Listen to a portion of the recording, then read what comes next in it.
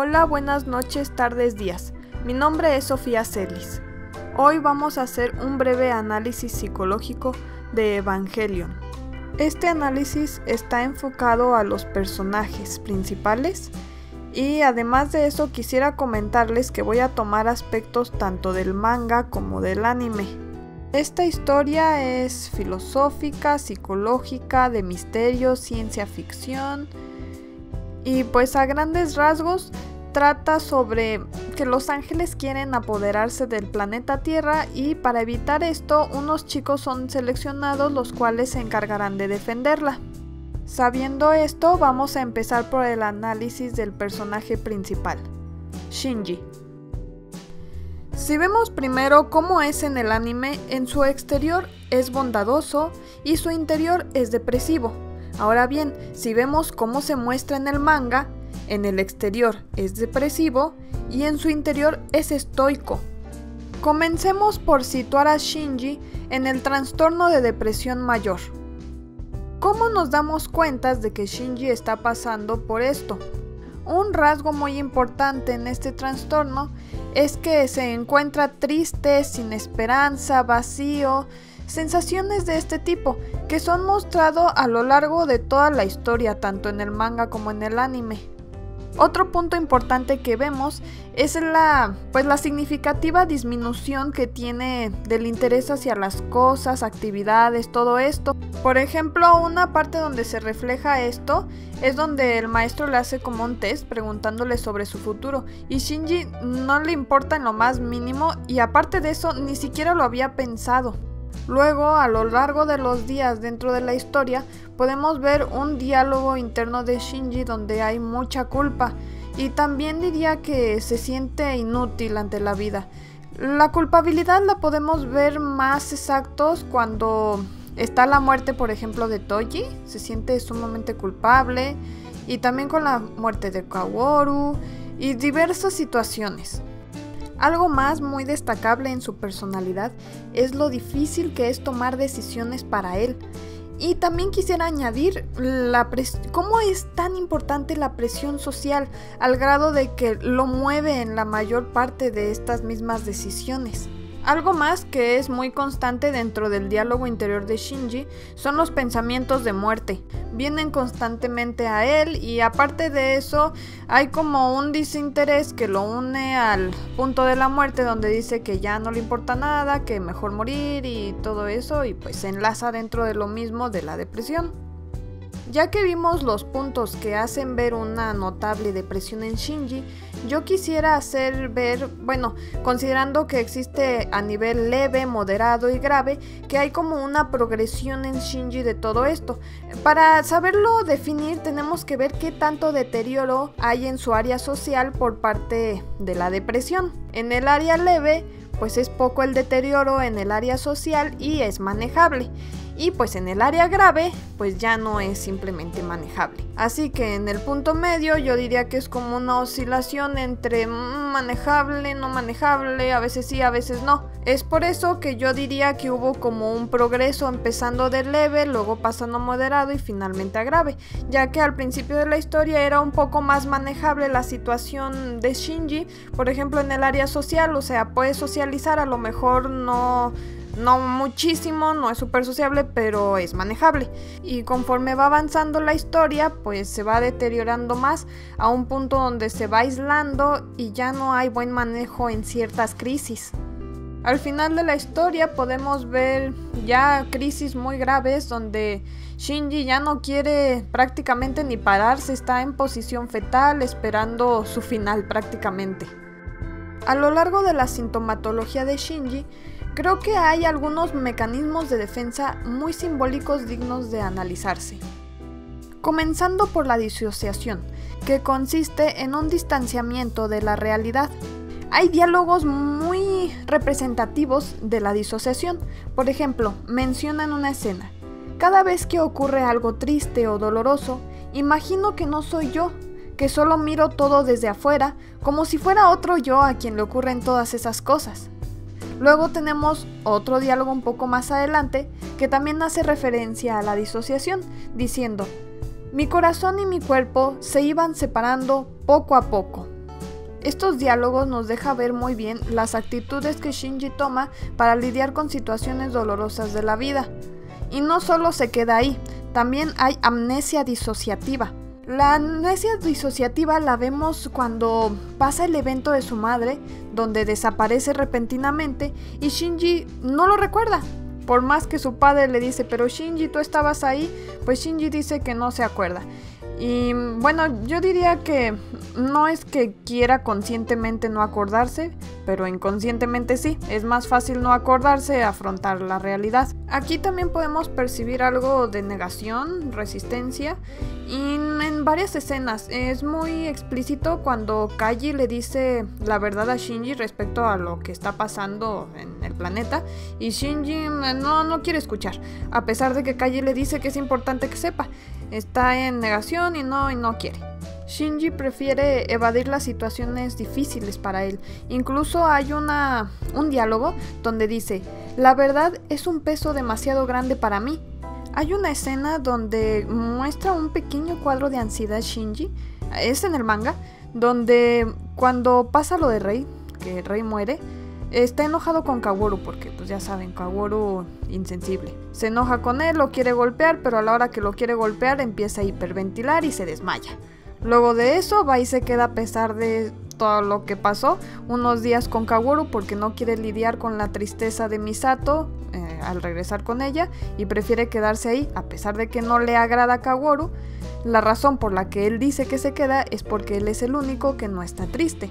Entonces vemos una vez más cómo está la evasión, la huida, todos los mecanismos de defensa para no lidiar con la realidad. Ahora me gustaría hacer mención de la relación que tiene Shinji con su padre. Creo que dentro de sus pensamientos que vemos a lo largo de la historia, podemos ver que el abandono dio lugar a un deseo inconsciente de Shinji por matarlo.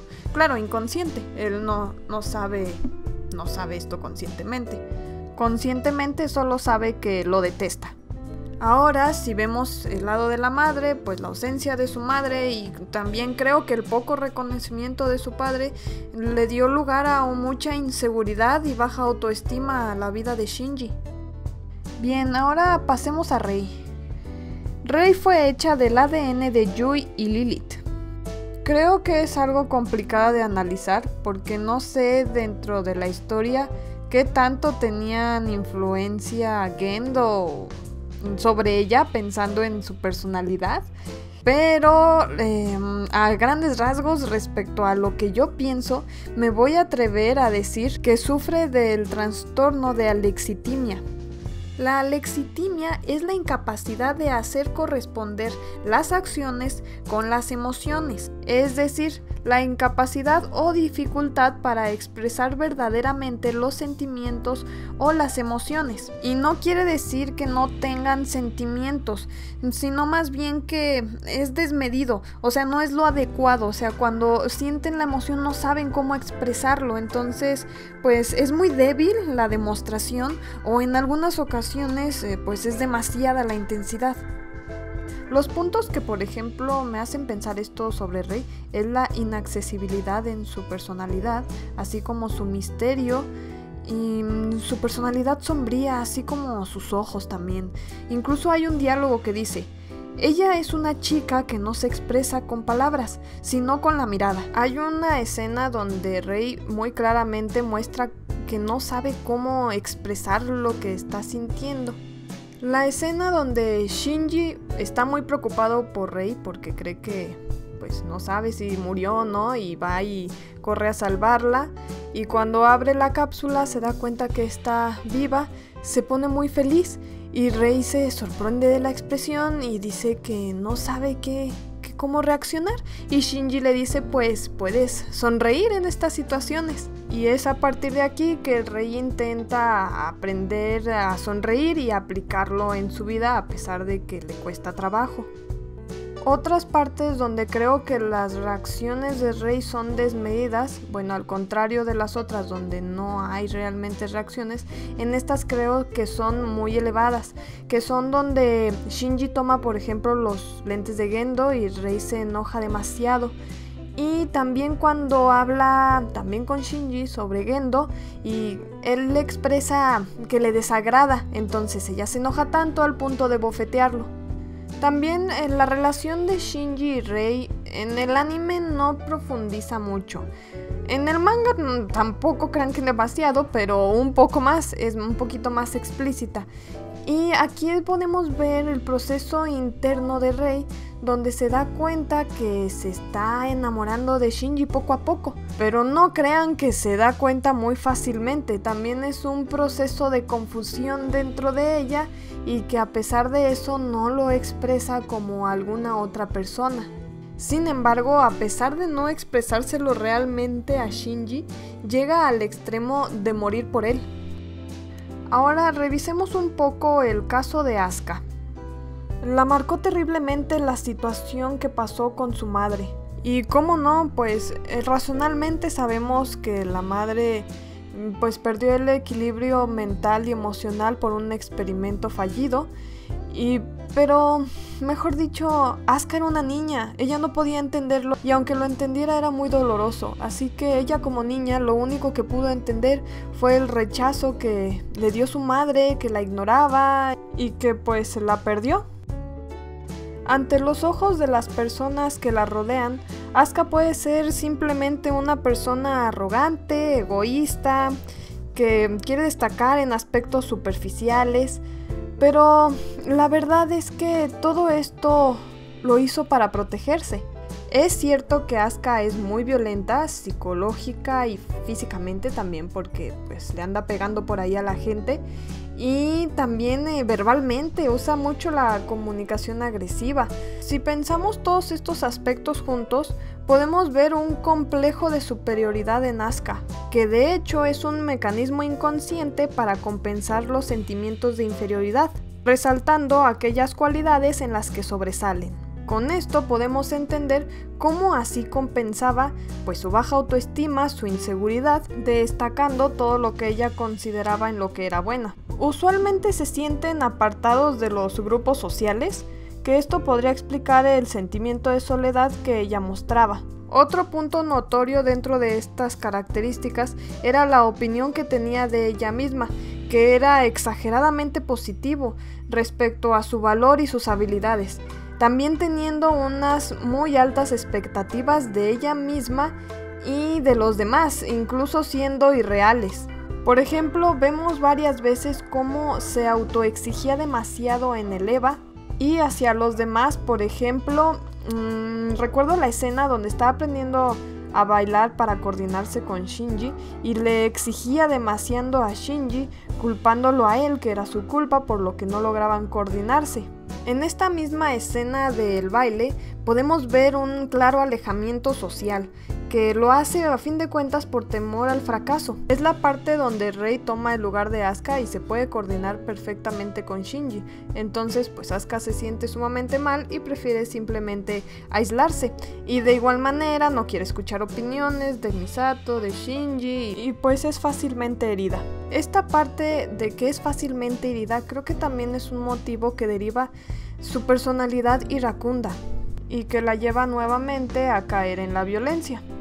Ahora regresando un poquito a su baja autoestima, inseguridad y sentimientos de inferioridad, creo que el punto donde explotan y es el declive de Asuka es cuando sale la escena donde el ángel la ataca psicológicamente y que expresa que prefiere morir antes de fracasar nuevamente. Y es en esta parte donde vemos claramente los sentimientos de inferioridad que vive Asuka, comparándose con los demás y haciendo que estas mismas ideas la entorpezcan, es decir, haciendo que tenga menos capacidad a pesar de que cuenta con la capacidad, y su propia frustración es la que se convierte en un contrapeso para su avance. Pasemos ahora a Misato. A Misato la marcó la ausencia de su figura paterna, y a pesar de que sí hubo un padre, estuvo desaparecido por cuestiones de trabajo, aunque cuando llegó el punto donde tuvo que dar la vida por ella, no dudó en absoluto. Fue tan fuerte esta figura para Misato que ella quería cuidar a su madre. Además, después de todo lo que pasó respecto a la muerte de su padre, ella deseaba vengar su muerte e inconscientemente buscaba a su padre en sus parejas. Por ejemplo, Kaji le recordaba a su padre, y hay un diálogo donde lo dice ella: Kaji, te pareces un poco a mi padre. Así que tal vez no era tan inconsciente que buscara a su padre en sus parejas. Pensando en lo anterior dicho, podemos pensar que existe un complejo de Edipo. Sin embargo, no se permite a ella misma tener relaciones interpersonales muy profundas. Es una manera de protegerse a ella misma.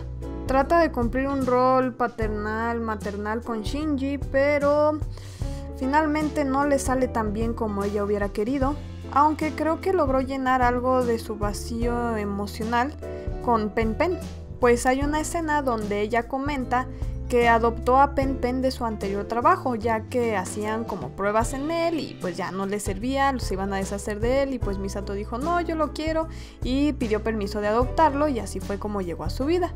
Y ella se sentía feliz de que alguien la recibiera en casa, refiriéndose a Pen Pen.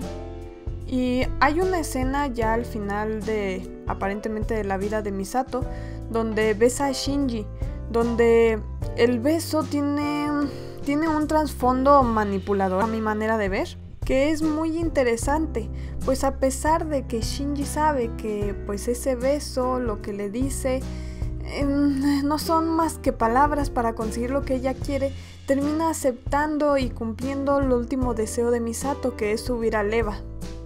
Con esto podemos ver cómo Misato se mantiene firme hasta el final con su objetivo, poniendo sus últimas fuerzas pues en su meta, que es la razón por la que entró a NERV, como alguna vez mencionó, que era vengar a su padre. Y bueno, pues ese sería el análisis de algunos de los personajes principales. Ahora solo me queda decir un poco de mi opinión personal. Les confieso que me resistí mucho para ver Evangelion. Sabía que era muy famoso, había visto escenas, imágenes de los personajes, pero yo no quería porque no me gustan las historias de los robots y los aliens. Así que yo dije, robots y aliens juntos, no gracias. Pero afortunadamente me convencieron y estoy muy agradecida porque, como ya se habrán dado cuenta, me encanta la psicología, por lo tanto se volvió una de mis historias favoritas. Les recomiendo mucho que en caso de que solo hayan visto el anime y no hayan leído el manga, pues lo lean, o viceversa, si leyeron el manga y no el anime, pues lo vean, porque se complementan muy bien, ya que sí tienen varias diferencias. De hecho, el autor sí menciona en el manga que están vistos desde diferentes perspectivas, refiriéndome a manga y anime. Dice que el anime está visto desde la perspectiva de Dios y que el manga está visto desde la perspectiva de los Evas. Y pues bueno, sería todo de mi parte.